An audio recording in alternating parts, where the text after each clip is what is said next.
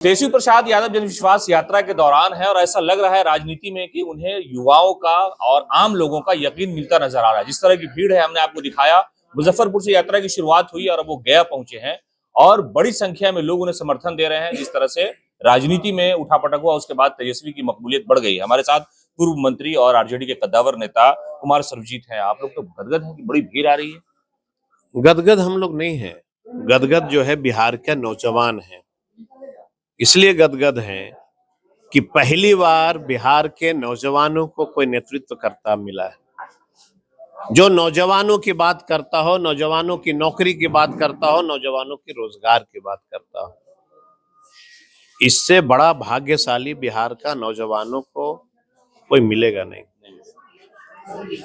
17 महीने के शासन काल में वो रटते रहे कि हम आपके साथ तभी आएंगे जब बिहार के नौजवानों को रोजगार और नौकरियां दी जाएगी। लगातार हम लोगों ने प्रयास किया, लेकिन देश के और बिहार के वैसे लीडर जिनको नौजवानों की सुख सुविधा, उनकी खुशहाली पसंद नहीं आती है,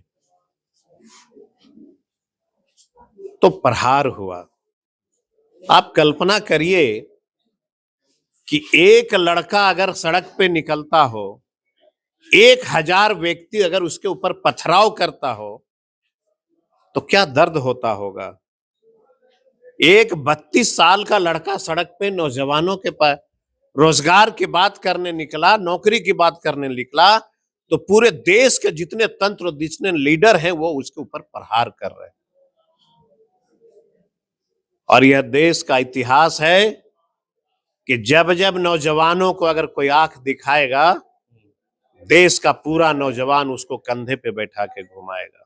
अच्छा, जो मायूसी हाथ लगी थी सरकार गिरने के वक्त आपके कार्यकर्ताओं में, अब जो है लगता है कि नहीं, ना आपका नेता मायूस है, ना आप मायूस है, ना कार्यकर्ता मायूस है। सबसे मजे की बात है कि मायूसी हुआ ही नहीं, क्योंकि मेरे नेता ने ये कहा था कि आपको मंत्रियों का क्वार्टर मिल रहा है, सामान 4 गो सोफा और चौकी रखना, कभी भी जा सकते, कभी भी लेके जाना पड़ेगा।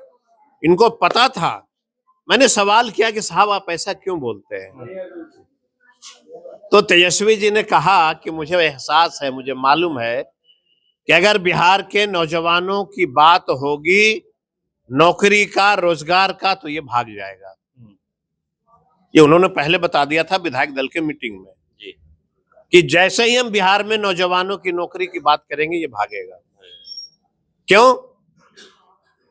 क्योंकि दिशा जो थी वो मंदिरों की चल रही थी, और मंदिरों की दिशा को परिवर्तन करके रोजगार और नौकरी की जब बात होगी तो प्रहार करेगा लोग, इसलिए प्रहार हुआ। उसके बाद जब बिहार के नौजवानों ने देखा कि एक 32 साल के नौजवान लड़के पे पूरे देश के लोग पत्थर फेंक रहे हैं, तो पूरे बिहार के, देश के नौजवानों ने कहा कि तुम घबराना नहीं, हम तुम्हारे साथ हैं। और यही वजह है कि जो रैलियां हो रही हैं, तमाम बिहार के नौजवान उनको कंधे पे उठाया है।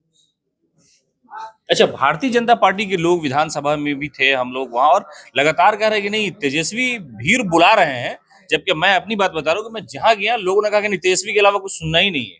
अच्छा, एक चीज बताइए, हमारे घर पे भी इतने नौजवान खड़े हैं जी, आप हमसे अलग हट के पूछ लेना कि क्या बोध गया के एमएलए ने आपको कुछ कहा है क्या?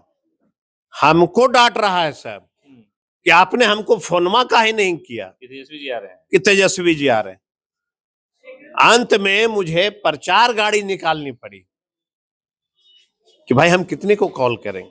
जी, तो दुनिया देख रही है, परिवर्तन की लहर है, और जब जब देश में खतरा उत्पन्न हुआ है, देश का नौजवान, बिहार का नौजवान उस खतरे से लड़ने के लिए अपने जीवन को न्यौछावर किया है।